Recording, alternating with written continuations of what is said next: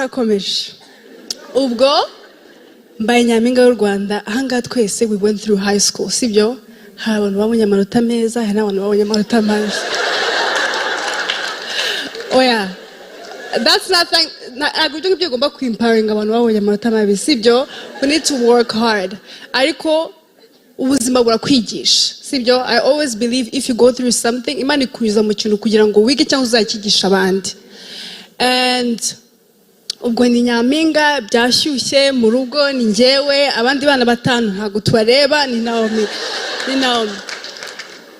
amanota asohoka noneho ndavuga mana yanjye noneho ntabwo nshobora kwiparinga umuntu because there's no way nta kuntu I was the topic of the whole country noneho by the way this is the first time Mavin's at this conversation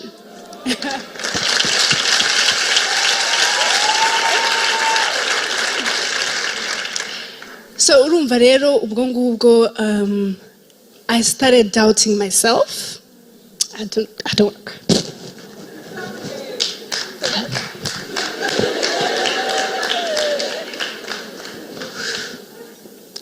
So urumva I started doubting myself. No, ndavuga oh my God.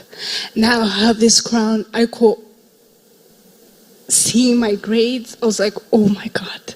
Oh yeah, tugomba kurira muri aya masaha. So I'm trying to make up and going muri kuri kima.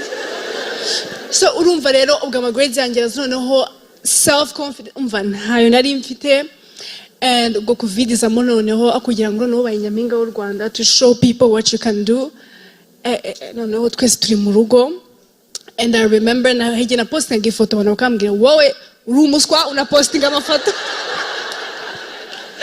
urumva uri umuswa posting amafoto ibyo byo twagutoreye noneho nkumva aramubwira twese turi muri covid guma mu rugo ndakora iki muri aya masaha you know and it got to a point